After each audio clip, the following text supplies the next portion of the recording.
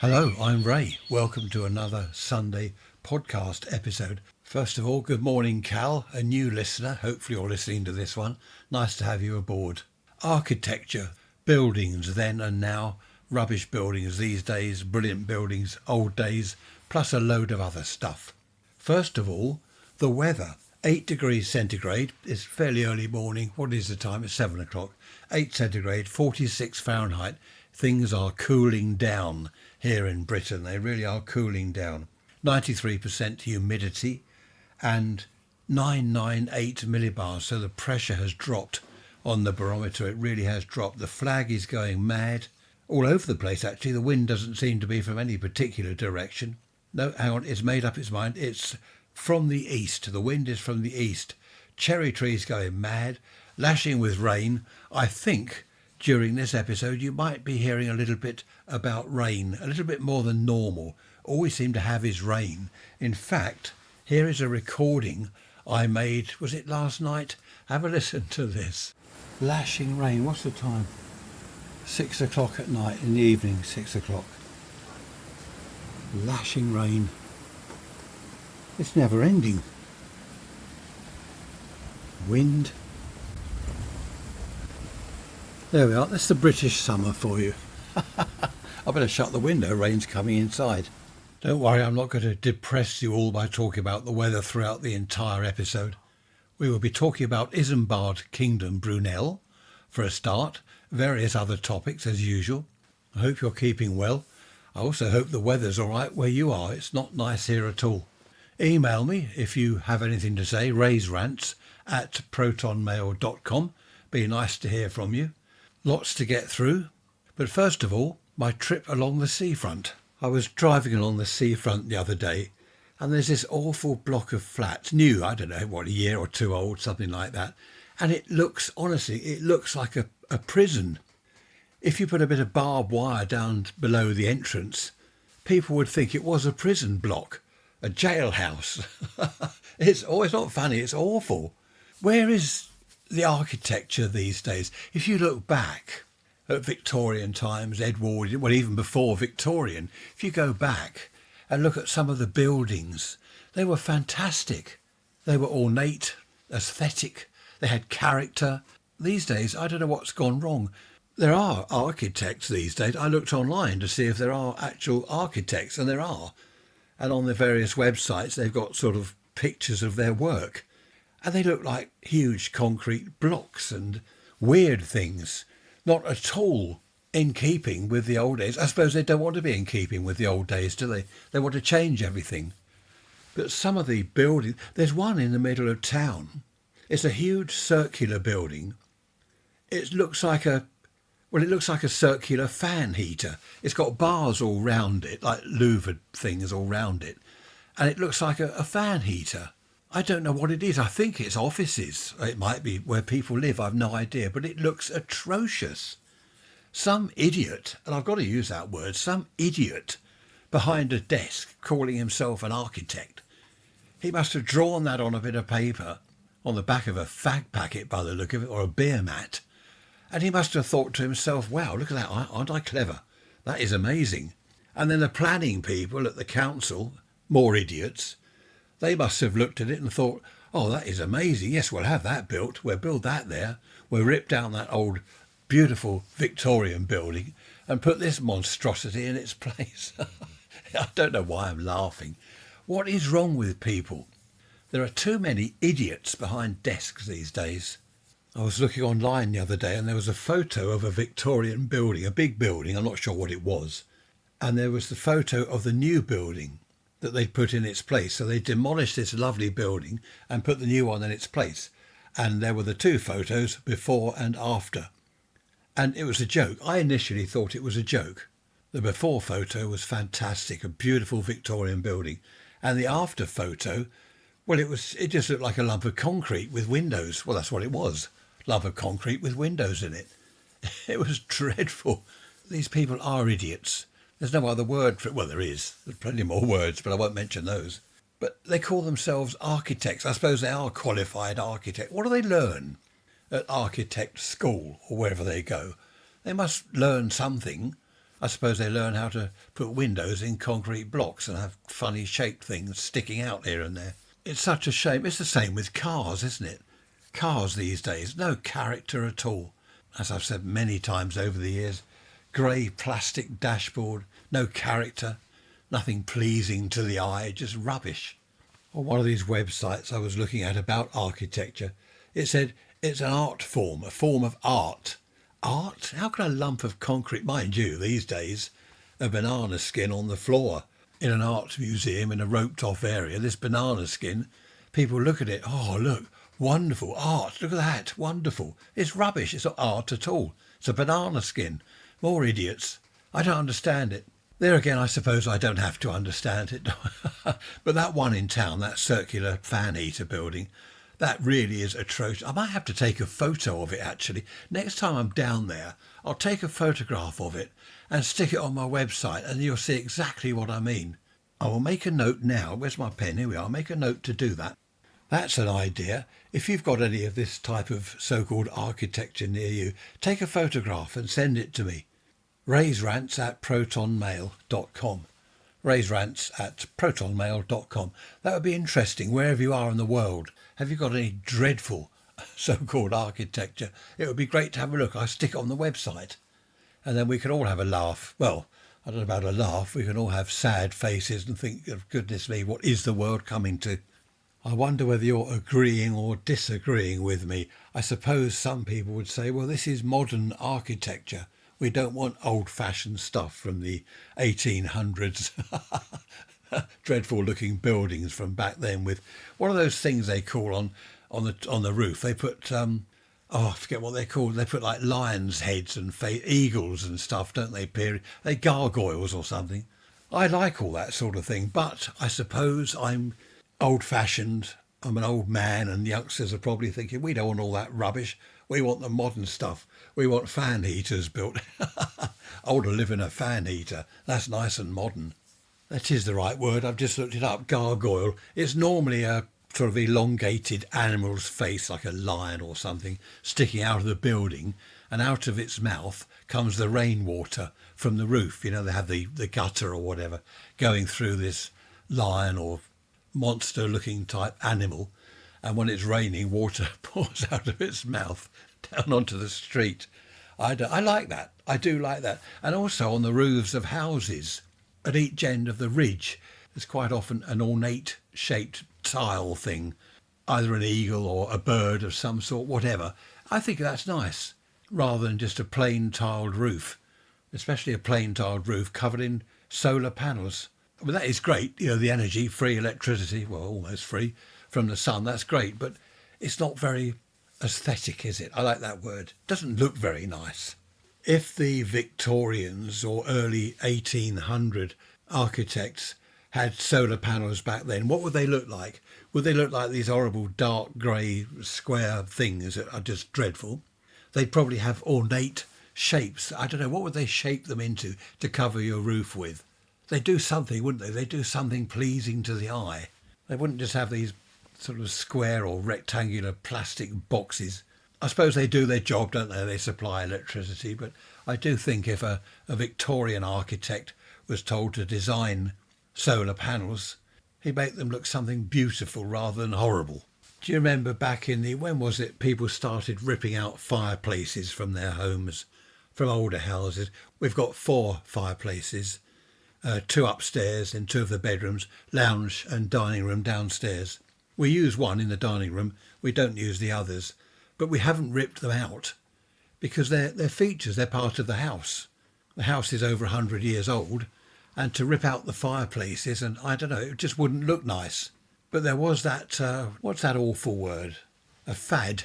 Let's rip out fireplaces. It was a kind of fad, wasn't it? You've got to tear out the old Victorian fireplace and stick something horrible in its place. And then, of course, some years later, people were putting fireplaces back. Oh, this is a lovely old house. We ought to have a fireplace there. Look, someone's ripped it out. And they put a fireplace back. And there are places, there's one in Shoreham, I don't know whether it's still there. He used to sell old fireplaces, genuine old fireplaces. And the tiles that go either side of, where the fire is. Do you remember those? None of his stuff was cheap because it was all genuine Victorian, Edwardian, or even before, genuine stuff. It wasn't plastic, horrible moulded plastic, trying to pass itself off as a Victorian fireplace. None of that rubbish. But I do remember that. Everyone ripped out fireplaces. That was a thing to do. And then 10, 15 years later or whatever it was, oh, we have to have a fireplace there. Look, someone's ripped it out. Yeah, well, you did that, did I? Oh, yes, I did. I know of people that have moved into a house in the past, an old house. No fireplaces. First thing they do is put the fireplace back. It's a shame, isn't it? These things sort of come round, don't they? They've always said that miniskirts will come back one day, and they never did, which is hugely disappointing. Fireplaces came back. Oh dear, what am I like? Everything has lost character. Cars have no character or style anymore. Houses, new builds, that dreadful term, new build. It's not a new build, it's a new house. They've got no character, they're just boxes with windows. Then inside the big box, which is the house, there's little boxes, which are the rooms. No character, nothing, absolutely nothing. Cars, buildings, houses, everything, you name it, office blocks, dreadful things. As I said, perhaps I'm just old-fashioned, or do you agree with me? Raise rants at protonmail.com. Yeah, do send some photos if you've got anything related to what I'm talking about, anything related to my rant about old buildings. I'll stick them on the website, raiserants.info. They used to say in the good old days that the fireplace was the heart of the house. I don't know which fireplace because they're in every room, but I suppose in the main room, probably in the kitchen, the scullery or whatever, because the scullery was separate to the kitchen, wasn't it? Where we are now, our kitchen was the scullery and our dining room was the kitchen. So we've now got a dining room and a kitchen. So the kitchen, which is now the dining room, that had a range because our fireplace in there is big and there was a range in there. In fact, Trisha's mum, my mother-in-law, she was born in this house and she does remember a range being there. Okay, these days you wouldn't want to use the range for cooking perhaps, but wouldn't it look nice? Wouldn't it look lovely, especially if you lit a fire in there? It would warm the room. It would look lovely. Just going back to solar panels, I did hear somewhere that they are making them now look like roof tiles, which would look a lot better than just these horrible panels. And of course, they're now covering agricultural land with them, aren't they? You see these photos of solar panels covering acres and acres of agricultural land. I don't know what's going on there. Crazy. And talking of buildings that have now got no character, cars don't have any character. Nothing these days has any character. I'll tell you what else doesn't. People. In the old days, we had characters, didn't we? You'd have one chap down the pub. It's always down the pub, isn't it?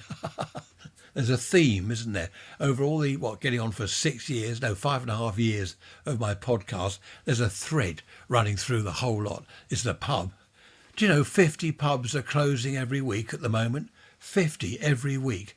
And there's rumour, I don't know how true it is because you can't believe anything you're told online, on the radio or on telly, but the government are thinking of closing the pubs early, forcing them to close early to stop people drinking too much. Is that true? If that is true, I don't know whether it is, it's probably not. But if it is true, have you ever heard of anything so ridiculous? How will that stop people drinking? They close at 11, say they start closing them at 10. Well, that's not going to stop people drinking too much. They'll either go to the pub earlier or they will do what a lot of people are doing now. They'll buy a drink from the supermarket and go home and have a barbecue in the garden in the summer or in the winter, sit round the coal fire, if you've got one.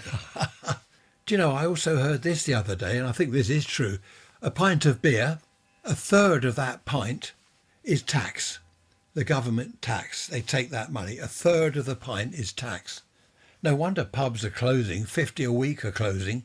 They've had some publicans on the telly recently talking about the business rates that have gone up and the heating, the electricity, everything has gone up. The beer, the taxes are rip-off.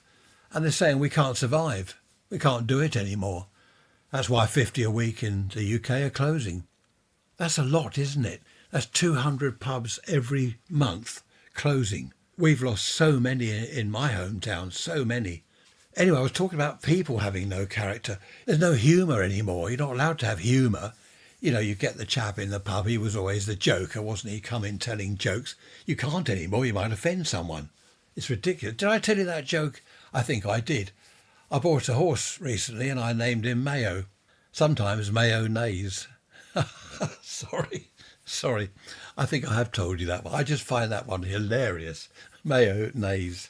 Anyway, people don't have character anymore. The comedians on the telly, they were characters, weren't they? They've gone. Well, no, they've got a load of new comedians now. They have them on the telly. Look at these familiar faces on the quiz panel. They're all comedians, and I look at them, I think, I don't know. I haven't got a clue who they are. I've never heard of them. Apparently they're comedians.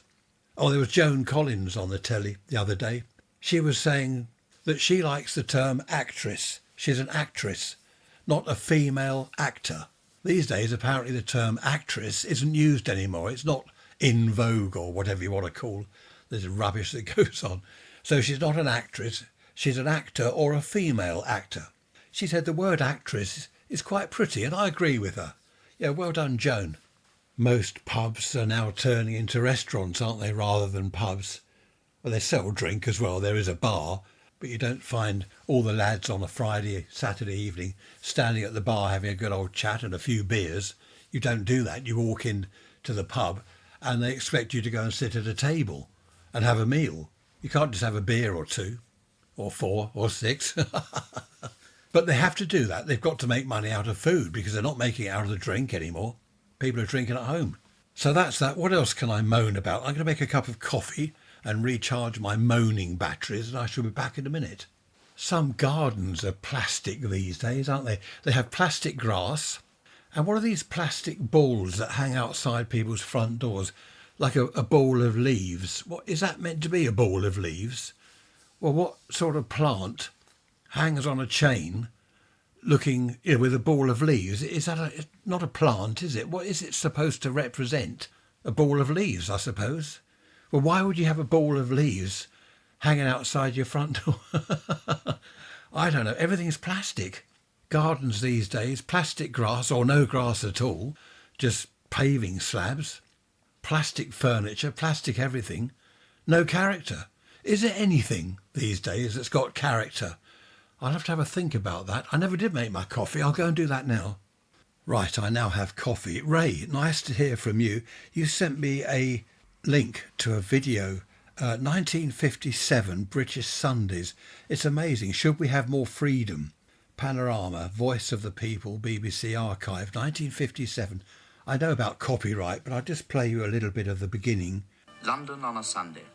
Any other town in Britain might look much the same. Boring, do you think? Or just nice and quiet? For years, the British Sunday has amazed foreigners. For years, the British themselves have argued over it. We buy more Sunday newspapers per head than any nation in the world. Some would say that it's because we haven't anything else to do. I do remember all the arguments over Sunday closing because nothing was open on a Sunday. Pubs were only allowed to open from, midday, 12 o'clock till 2 p.m, 2 hours, and then in the evening, 6 till 10. And in some areas, pubs didn't open at all. I remember up in North Wales, I was up there for a while, and on a Sunday, pubs closed. That was it, no pubs open at all. We had to drive 14 miles. Where did we go to? I can't remember where we went. We were up in Llandudno, and we had to drive 14 miles to a pub. We're back to pubs again. No, seriously, everything was closed. On a Sunday, you couldn't go anywhere, buy anything. And there were a lot of arguments, especially when they started saying, well, look, we're going to relax the Sunday trading laws a little bit. But fascinating, Ray. Thank you for the link to the video. I might put that link on the website. In fact, I will. Hang on, I'll make a note, otherwise I'll forget. That's it, I've done that. I'll put that on the website for you all to see. raysrants.info. The link will be there. It's a YouTube thing. Credit to the BBC Archives Panorama Programme 1957. That should get me out of the copyright problem. The link is now on the main page of the website, the home page, raysrants.info, and I've put it under a heading Interesting Links. I've done that because a few of you over the years have sent me interesting links, so I might as well put them on the website for all to see. raysrants.info. Just scroll down the first page there and you'll see interesting links. Thanks again for that, Ray. It's a good insight as to Sunday trading laws back in the 1950s. It's 21 degrees C here in the high-tech studio. I don't know what the temperature is in Fahrenheit. You'll have to ask Alexa. She'll tell you what the temperature is in Fahrenheit. I have to whisper that. We've got four around our place. And Trish will ask one of them something and they all start going off. We have changed the name on a couple of them, but on one of them, but they all start going off. It feels cold. I've just put my jacket on. However, we are now in autumn, heading for the winter. So we'll be lighting the coal fire before... Actually, we won't be lighting the coal fire. Coal is now banned, along with humour and things with character. Everything's banned. We have to use synthetic coal. It's okay, it burns, it's all right, I suppose, but it doesn't smell the same. You know, it doesn't poison you with sulphur fumes, which I quite like the smell of. I've no idea what it's made from, probably wood or something, or pellets mangled up and things. Next time I'm down the storage shed, I'll have a look on the bag to see what it's actually made from. Just received an email as I've been speaking from Audrey. Hello, Audrey, nice to hear from you. Audrey says, can we have the midweek message an hour long, the same as a Sunday podcast episode? No, you can't, Audrey. Sorry, you can't. I know it's only a 10-minute one, a midweek message, but if I start doing 2 long podcast episodes each week, I won't have any time for anything else. In fact, who was it recently that said, can we have one a day? One every day. Struth, Stone the Crows. I'd be sat here in front of the microphone 24 hours a day, wouldn't I? No, it's lovely to hear from you, Audrey, and thank you for that. It's a compliment, isn't it? A few months back, someone was asking me whether I could do a live broadcast where people could call in and speak to me and everyone could listen to both sides of the conversation. Yes, I've got the technology. Goodness knows how I'd set it up. But the mixer I have here, I can have kind of calls coming in from listeners and I can answer them. I don't know how to set it up, but I don't think that would be a good idea. I couldn't disappear off to have coffee or something, could I? And if the front doorbell goes, I couldn't clear off for a couple of minutes. Talking of the front door, someone's just rung on the bell. Some people that out there asking me, do I want this? No, I don't want anything. Go away. I wish they wouldn't ring on the doorbell. I keep getting phone calls. Who is it? O2EE, whoever some provider is. They keep phoning me. I don't want them to keep phoning. I keep blocking the number. I think they must keep changing the number because they still phone me. Every time they ring, they say, hi, are you having a good day? Well, I was having a good day till you phoned. Clear off. It's intrusive, isn't it? It's intrusive. People knocking on the door and phoning me. What do they think I am? Some sort of sociable person that wants to chat? I hope the weather improves for our Isle of Wight trip. It's atrocious. Even now it's lashing with rain. What is going on? We've had more rain, I think, this year than in the last 50 years. Well, that's probably not quite accurate, but it seems that way. There was some idiot on the telly the other day, idiot weather forecast man going on about why it's raining all the time. I don't know where they get these people from. He was talking rubbish. I've just looked on my phone because it went ding. And it says here from the Met Office, London and South East England. Heavy rain is likely to cause flooding and transport disruption this evening and overnight. When I was a boy, we had rain and there wasn't transport disruption and floods everywhere. We had rain back then. The weather forecast person on the telly would say it's going to rain tomorrow. And if it did, if they were right, which was unusual, we had rain. I'll tell you what though, here's the thing. There have been a lot of floods in Britain. I've seen on the telly places flooded. Why? One asks oneself. Or you might ask yourself, I might ask myself, I don't know who one is. Why? It's because they built on the floodplains, isn't it? They build housing estates on a floodplain. Mad. More idiots behind desks. My phone just went ding again. I'll look at that later. This chap on the telly, I forget what he was going on about. Why it's raining so much. I forget what he said, but I remember saying at the time, well, that's rubbish. And Trish just says, yes, dear. I think that's her way of shutting me up if I'm moaning. Yes, dear. Now it's not only raining hard, there's a real wind whipped up. The poor old flag soaking wet and wrapped round the pole.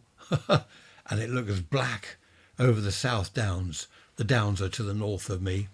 And it's always black over there. Black sky. water-laden clouds. But I'm okay here in my high-tech studio. Just had a phone call from Tricia. She's downtown with her mum and it's lashing with rain. Can I go and pick them up? Don't worry too much about shutting Gary's trough thing. I don't think he's going to bother coming out anyway, do you? No, I don't think Gary will be out, no. I left the mic live when I was talking to her. So I've just been downtown and it's awful weather. In fact, now, blue sky over the downs, no rain at all, and it's brightening up. You just don't know what's going to happen next. I shall have to keep quiet about the weather because it's ridiculous now. It's now the following morning. We've had lashing rain all night, beating against the bedroom window. And now, where are we? 7:15 in the morning. The rain is still raining. There's wind. The flag's wrapped round the pole. There have been floods. And I've just read somewhere on the Isle of Wight there have been floods and there's a photo of a road flooded. And we're heading over there before too long. Here's the thing, as people are pointing out online, photographs of blocked drains in the roads. That doesn't help at all. What are the councils doing? They haven't done our drains here. They usually send a huge lorry along with a big pipe, a big sort of sucker pipe, like a vacuum cleaner. They take the drain cover off, stick the pipe down there, suck out all the muck and put the cover back. I haven't seen one of those for years. I can't remember when I last saw one come up this road. I haven't seen one in any road anywhere. Very often used to see them out and about, cleaning out the drains, but so many of the drains are now blocked, which of course causes flooding, doesn't it? Going back to architecture in the old days, well, not architecture so much, the Victorians building all the sewers, especially under London, miles and miles of sewers that are still in operation today. Of course, there weren't so many people then, were there? There weren't washing machines emptying into the sewers and things like that. People having baths and showers every day. They washed clothes, of course, but these days there's far more water used. But those sewers, they're still going. I think I mentioned recently to you, didn't I? I can't remember. A few weeks back about the Victorian sewers. There was a documentary and they took the cameras down. Fantastic. Miles and miles of brick tunnels, all still in use today. No plastic pipes in sight, proper brick tunnels. I don't know. I suppose a plastic tunnel would last longer, would it? I don't know. Of course, originally they chucked all the sewerage and stuff into the River Thames, didn't they, in London, which polluted that dreadfully, killed all the fish. At least I think these days the Thames is kind of half clean. Having said that, the water companies are pumping sewerage into the sea and into rivers. Disastrous in this day and age, isn't it? And of course people have now been saying at least the reservoirs are full. Yes, the reservoirs that we have might be full now, but we haven't got enough. This is something else that's been on the news recently. The last reservoir built in the UK, allegedly, according to the TV news, which is probably totally untrue, was 30 years ago. We've got a lot more people now than we had 30 years ago, so why haven't we built more reservoirs? Yeah, but we haven't got any money. What do you mean, yeah, but we haven't got any money? We're taxed to the hilt. All the nom-dom people now are going to clear off and register themselves as living abroad. Anyone with any real money, the multi-millionaires, they're clearing off. I don't know what's going on. No wonder we can't afford reservoirs. There's no one left here with any money. Not to worry. I have often thought, rather than using the fresh mains water, which is drinking water, of course, rather than use that to flush the toilet, put a tank somewhere outside and a pump, collect the rainwater and use that to flush the toilet. You don't need to use clean drinking water to flush the toilet, do you? But that's something I never got round to. It's only a bit of plumbing, isn't it? A tank outside collecting all the gutter water from the roof, a pump, because you've got to get the pipe to the toilet cistern, haven't you? But it could all be done. And then as the cistern is emptied with each flush, the pump kicks in and fills it up again. It can't be that difficult. It's not rocket science, is it? Bit of plumbing. And, of course, as we pay for our water, here in the UK, I don't know what you've got abroad, but we've got water meters. So they know exactly how much we've used and we have to pay for it. I suppose I could take the lid off the toilet cistern and collect rainwater in buckets and carry it upstairs and pour it into the cistern. I don't know. It would save a few, but I wonder what that would save. How many gallons a year, or litres, depending on where you live, how many litres a year would that save flushing the toilets? We've got two in the house, downstairs and upstairs. It would certainly save a few pounds, if not more. In the old days here, it was all local council run, wasn't it? Electricity was produced locally. The local council generated electricity and charged people for the use of it. Same with water. We had local water company. Local gas company, that was all produced locally, wasn't it? Coal gas. I don't know whether that was a better way of doing it or not. I'm not sure. They have talked about, our national grid here for electricity covers the entire country. They have talked about a national water grid, because up in Scotland, they've got more than enough water. Hydroelectric power, they've got water everywhere. It rains all the time. You think it rains down here in the south? Struth. You want to go up to Scotland? Do you know, I've never been to Scotland, so I can't really say that, can I? No, from what I've heard on the telly, Scotland is wet. It rains a lot more up there than it does down here. Is that true? Probably not. That's probably another lie. But a national grid, so where there's a load of water, say, I don't know, up in North Wales or up North England, Scotland, loads of water up there, all goes into the grid. It's one thing having electricity pylons all over the place and cables everywhere, but water pipes, it would have to be a huge system, wouldn't it, to pump water all around the country. It would be a hell of a job, wouldn't it, to install all that lot. The Victorians, I bet they'd do it. They'd have no trouble doing that. Bring back Isambard Kingdom Brunel, that's what I say. Is there anyone left like Mr. Isambard Kingdom Brunel? Is there anyone left like him? All the bridges he built decades and decades ago, goodness knows how many years ago, they're still standing, they're still in use. There were some fantastic people back then, weren't they? And look at the tools they had. Hardly anything. When you look at the tools we've got these days, all electrical stuff and hydraulic diggers and goodness knows what we've got, power tools and everything, all they had back then were hand tools. It's incredible. Is there anyone around? Well, there's certainly no architects around today, I know that. Just take a walk downtown. Oh, which I must do. I must take a photo of that building. The round fan heater building. I must go and take a photo of that. I will do that before this episode goes out on Sunday, because you'll be going to the website, raiserants.info, and you'll be saying, well, where's the fan heater? Go on about a fan heater, and there's no picture of it. I remember on Tomorrow's World, talking of building things, was it Raymond Baxter? Years ago, Tomorrow's World, a programme about futuristic things. They had a computer work out the load that this ramp thing could take, so you could drive a car up onto the back of a flatbed lorry. I think it was something like that. An engineer worked out the weight that this certain constructed ramp could take. The computer said, no, it won't take that at all. You'll have to strengthen it. Anyway, the computer was totally wrong and the engineer chap was right. They drove this car up on this ramp thing to get it on the back of this lorry, and they were waiting to see who was right and who was wrong. Well, the engineer was right. The ramp took the weight, no trouble at all. Mind you, computers back then were a bit naff, weren't they? Oh, we were talking about words like naff the other day. Naff is a word, N-A-F-F. That was used in Porridge. Do you remember Porridge, the programme about, was it Ronnie Barker in prison? They obviously wanted some sort of expletive, because in prison you're going to get quite a bit of swearing, like crikey and crumbs, struth, but a little bit more serious than that. So they came up with this word naff, which I think is quite good, because he would say naff off and things like that, which is, I just thought that rather clever at the time, naff. And of course it's stuck. People still say things now. Is that working now? No, it's naff. Anyway, there we go. Interesting. Words, etymology of words. I've just been given a transmitter, a radio transmitter. It's a wonderful thing. I've got to get that going. That's my next project. If you want to have a look at that, go to my website, g4nsj.co.uk. And you can see all my amateur radio gear. I'm sure you're going to rush there now. You're going to switch this off and rush over to have a look at my radios, aren't you? Right, for those of you that are left here, all of you, no, just out of interest, I know that quite a few radio amateurs do listen to the podcast episodes. So go there and you can see the new transmitter, which, well, it's a homemade one, but it is a real professional job. Absolutely beautifully built. Enough of that, let's move on. There was some bad news I read online this morning, and this is true.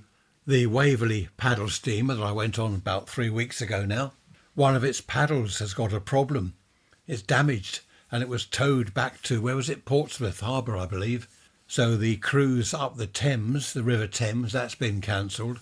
hopefully they can sort that out without having to spend too much money, because it's all donations and volunteers and stuff that keeps it going.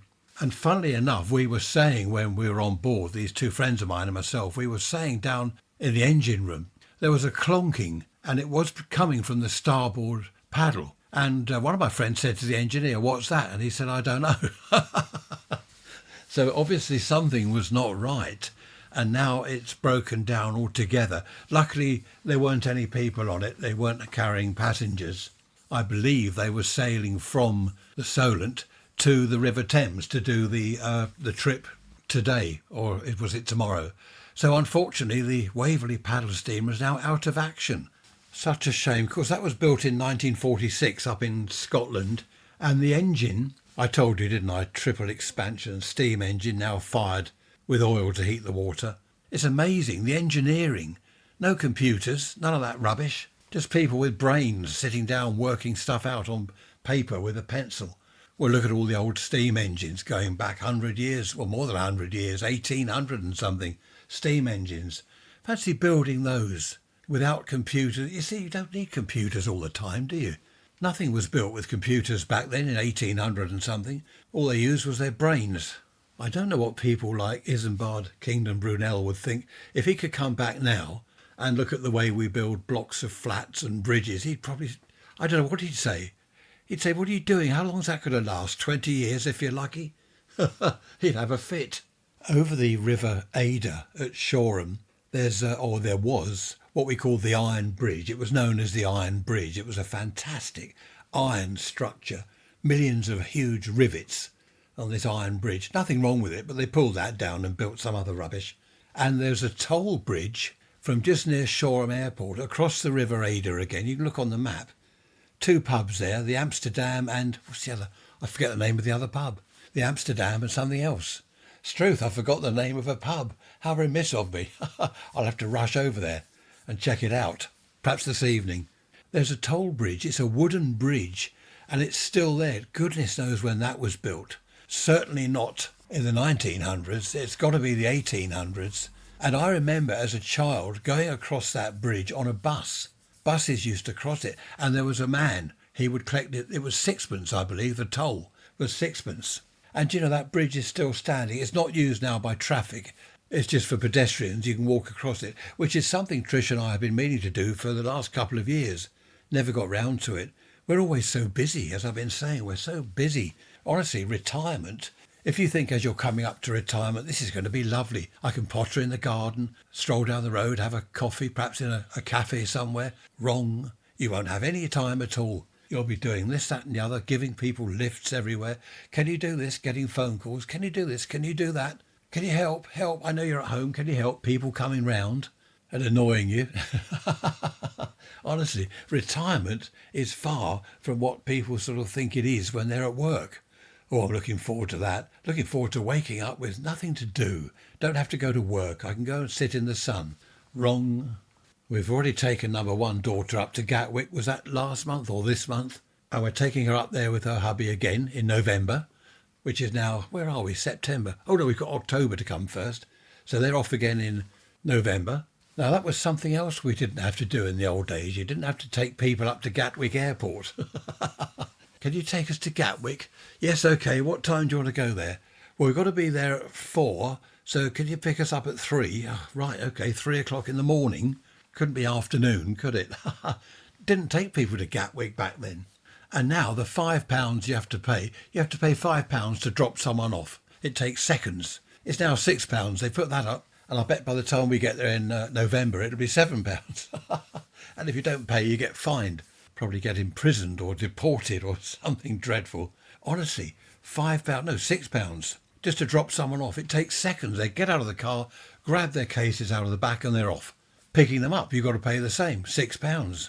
Everyone's out to make money these days. I know people were out to make money in the old days. Of course they were. Everyone going back thousands of years, they've been out to make profit, haven't they? Whether it be money or goats and chickens and cows. I'll tell you what, I'll give you 2 chickens for your goat. No, you won't. It's a rip-off. Happy days. I suppose there were rip-offs and cons back then. People thinking, well, I've done that deal. Was that wise? Hang on a minute, I've been ripped off. I've now got a cow which is ill and I've lost my chickens and the cow's dying. People have always been out for profit, haven't they? Not everyone, though, I might add. Not everyone is like that. Isn't there some MP at the moment? He's giving his salary each month to charity, I believe. That's probably another bit of fake news. You don't know what to believe these days. Talking of Gatwick Airport, sister-in-law and her hubby were up there this morning. They've gone to Crete. They're in the air as we speak. I've just looked on the aeroplane map thing where you can follow flights. They've just flown over Stuttgart. So they're on their way to Crete. And at the moment, the sun is shining there and it's not raining. And we're going to the Isle of Wight. Seriously, I prefer the Isle of Wight to Crete. In the good old days, when I was a boy, we'd go on holiday in a car to a caravan site in North Wales or wherever, somewhere down the West Country. Excellent fun. Once we went in a huge tent, all the family. Hated it, absolutely hated it. Don't like tents. Don't like damp fields, damp grass. Don't like any of that. Caravan's lovely. What else don't I like? Don't like hanging around at airports, sitting on a plane for an hour and a half because it's been delayed. Hate it, absolutely hate it. Too old for airports, can't be bothered. Struth, stone the crows. Look what I can see out of the window. The sun's out. Can you believe it? There's sunshine on the south coast of England. No, it must be something else. There must be a light put on somewhere. It's not that warm, though. Talking to someone the other day, and I was saying about the old people. I've been reading online that people's advice, if you can't afford the central heating this winter, then put it on anyway. OK, just turn the heating on and keep warm. You don't want to die of hypothermia or something. And then when the bill comes in, just say, oh, sorry, I can't pay it. This is what people are saying online. I can't pay the gas bill, can't pay the electricity bill. What are you going to do about it? I'm in my 80s, I'm in my 90s. What are you going to do? Bang me up? And he said the trouble is the people of that age, the way they were brought up in the 40s, the 50s, they wouldn't do that sort of thing. They wouldn't run up a bill knowing that they can't pay it. And he's right. They were brought up as upright pillars of the community. They wouldn't do anything like that. They wouldn't dream of it. They'd rather sit there and freeze. When he said that, I thought about it, and that is totally true. These days, people don't care. Run up the credit card. Yeah, I can't pay for it. So what? What are you going to do about it? I haven't got any money. It's all different now, isn't it? People go bankrupt these days. Oh, that'll get rid of the bills. I'll just go bankrupt. There's no stigma to it anymore. It's just part of life these days. If I were in my 80s or 90s now, living on my own with no money, would I turn the heating on knowing that I can't pay for it? Do you know, I probably would. Mind you, I was a child in the 50s. I'm talking about people that were born probably born in the 30s and, say, early 40s. What would you do? Say you're in your 80s or 90s, you live alone, you haven't got any money, and you're cold. Would you turn the heating on or the electric fire or something? Would you turn it on, knowing that you can't pay for it? That's an interesting one, isn't it? Raise rants at protonmail.com. Talking of electric fires, I must get down the town and take a photo of this blasted fan heater that people live in or work in. Now the sun's out, I suppose I could walk down there. No, never do today what you can put off until tomorrow. That's my motto. Talking of radio stations, which we weren't, but we are now, I tuned into Greatest Hits Radio in the car the other day. When I say tuned in, I pressed the button. Greatest Hits Radio. Wasn't a very good signal on FM. It's all hissing and mucking about. I thought, I'll go to, what is it called? Wave FM or something. So I pressed that button. It was the same record playing. And I thought, that's a coincidence. It's the same music. Went back to Greatest Hits Radio and the DJ was chatting. Went back to Wave 105 FM or whatever it's called. It's the same DJ. What a con. Who is it that owns all the radio stations? Is it Global? I think they own all the radio stations. And that's a bit of a con, isn't it? You tune into a station that you like, and it's not that station. If you like Wave 105, it's not that anymore. It's Greatest Hits Radio on the Wave 105 frequency. Honestly, everything these days is rubbish, isn't it? It's all rubbish. That's like tuning into Radio Luxembourg in the old days and finding you're listening to the BBC Home Service. What a load of rubbish. I just thought I'd throw that in. I felt like a little moan over. So now we can move on. It's now Saturday morning. Beautiful blue sky, a bit of sunshine coming up over the horizon. Lovely day. 1 degree centigrade. How about that? 1 degree centigrade. What, that must be just slightly above 32 Fahrenheit, isn't it? I believe 32 is freezing. We've been down the town and I've taken a photo of the fan heater. It is now on the website, rants.info. Go and have a look at that when you get a minute. What is it, a spaceship, a fan heater? I don't know what it is. I think it's an office block. Had a look online when I woke up. Always check emails and stuff before I get out of bed. Bit lazy, I know. But what's happening in America, the floods and it's awful. I hope everyone's all right across the pond there. It looks dreadful. There was a photo, I don't know whether it's genuine, of a shark swimming up a road in Florida. Was that fake or was that real? A shark swimming up the road. Obviously the road's full of water and it's swimming up the road. It's crazy. But the amount of trees that I've seen on there that have come down. In the news, there was something about Boone, Boone. Is that up a mountain or something? There's trees down and water everywhere. Dreadful situation. We've had floods here up north, but nothing down here. We've had torrential rain, but no floods. We're on fairly high ground here where I am. Some people have said that this is the highest point in the town. I'm not sure whether that's true, but we certainly don't get flooded here. But that's awful, the things I've seen online. I'm going to have a look at the news in a minute, see if they've got any coverage of it. So I hope you're all okay over there. Of course, there's me saying 1 degree centigrade here. Sister-in-law over there or down there in Greece or wherever, 30 centigrade. They've just sent a photo. They're there in their shorts in the sunshine. Oh, wonderful, wonderful. I messaged back and said, well, you're certainly not missing anything here. Of course, most of the time down in, is it the Aegean Sea, the Mediterranean countries, it's lovely down there, isn't it? They do have snow. My parents, many years ago, they went to Cyprus. For the first time they'd been there, they'd heard how nice and warm it was. And they had snow in Paphos. The first time they'd had snow in 20 years. And that was the very week or couple of weeks that my parents were there on holiday. Snow in Cyprus, can you believe it? The central heating came on here this morning, which isn't good. We'd ought to start using a lot of gas, not with the price we have to pay. I read somewhere, did I mention this? I read somewhere, or did I hear it on the news? The electricity we pay for here in Britain is the most expensive electricity in the world. Stone the crows, why? Why is ours more expensive than anyone else's? There's something rip-off going on here. Do you remember they used to call this rip-off Britain? This was, 20 years ago? More than 20 years ago. Rip-off Britain. Tax is high, electricity is high, gas is high, price of food, petrol, beer, as I said earlier, 1/3 of a pint of beer is tax that the government grab. Talk about rip-off Britain, I think that's a good name for it. Also, allegedly, we have the lowest state pension in Europe. The rest of Europe, they have a lovely pension, state pension. And there's us struggling on a meagre pension. Never mind, as my mum always says, no good moaning about something that you can't do anything about. And I can't do anything about the pensions, can I? Okay, coming to the end of the podcast, just about. Don't forget, if you've got any dreadful architecture near you, dreadful buildings, would appreciate a photo. I'll put them on the website for all to see. I'm sure it's not only us here in Britain that has dreadful architects, or they call themselves architects. I can think of a better name for some of the things they design. That photo on the website, I know I keep on about it, but who sat down at a drawing board and designed that? Some kind of idiot.